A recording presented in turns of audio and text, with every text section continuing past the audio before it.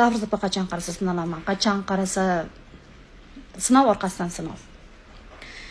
Nimaga qolgan qizlar baxtli, nimaga men tug'ib olgan qator farzandlarini ajrashgan bo'lmasa ham er ishlamaydi, eridan kelsa hayotdan shunaqa to'ygan qizlar bor. Elda ichidamiz u. Har xil odamlar, har xil ayollar kiradi. Hammani istoriyasini eshitamiz, o'zimiz hayotimiz bilan solishtiramiz, fikr qilishni o'rganamiz. Hamma narsamiz borligiga, bu narsaga oson erishmaganligimizni polniy sarhisob qilamiz. Qizlar osonlikcha uxlab turiblar, nima deydi, disiplinani birinchi o'ringa qo'ymasanglar, o'zidan o'zi hech narsa bo'lmaydi.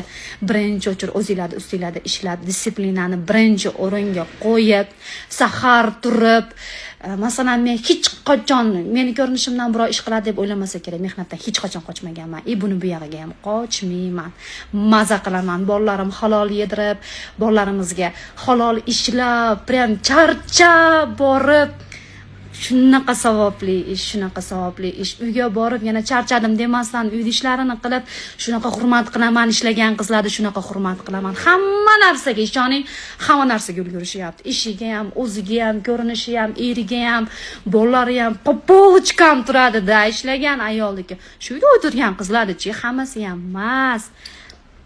Ular ko'pchilikda hech narsaga ega bo'lmay, minchacha kallasi bor, rivojlanmay, so'risini shipirib qo'yib, eshigini tayini shipirib qo'yib, bolalari binasida savoliga javob bermasdan, sizlarni nimaga uy o'tkazib qo'ygan?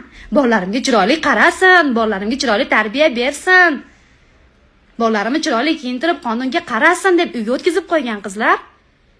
Uyda o'tirishda o'zini mas'uliyati bor. Uyda o'tirib qoldi deb siqilib, bujmayib, telefondan boshinglarni ko'tara olmasdan g'iybatlar qilgandan foyda yo'q. Uyda o'tiribsizmi? Men ham uyda o'tirgan qizman, 13 yil uyda o'tirgan qizman. Shunaqa maza qilardim uyda o'tirganimda. Gunohlarim ozroq, rost rivojlanardim.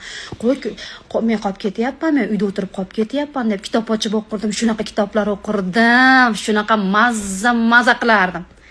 Ovqatlari vaqtida, ibodatlar vaqtida, turmush o'rtog'im kelsa, yugurib xizmatlarini qilib, hojatxonaga kirib chiqquncha ovqatlarini qilib qo'yardim. Maza qilib yashaganman, maza qilib yashaylar qizlar. Namorat uyda o'tirib yoshirin ko'ringanman. Ko'chaga chiqib o'zimni tashadim. Uyda o'tirsanglar ham o'zingizlarga qarab o'tiringlar qizlar. Ertagalar to'tirga borganda ajralib, bir chekkalarda qolib, hozirchi ko'rinishiga qarab, statusiga qarab, tevalaga chiqyapti, yoshiga qarab emas. Nimaga siz o'zingizni kamsitib, shunday chiroyli qiz, shunday fayzli qiz, Allohim shunaqa chiroyli yaratgan qiz. Bir chekkalarda tishlari qaralmagan, yuzlari qaralmagan, tuklari o'sgan, bilmayman nima balolar kiyib olgan, ko'rsangiz hidi keladigan. Nima bunaqa kundozga ravo ko'rasiz?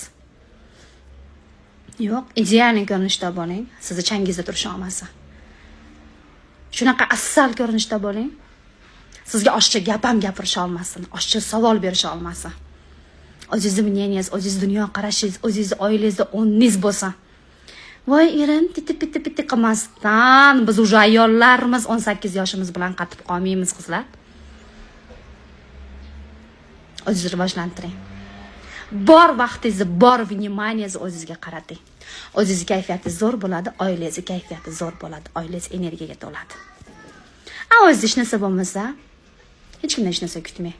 Erkak bizga ko'chaga chiqib, bir so'mga ulab, chiroyli qilib mashlar yesin, ichsin deb charchab keladigan.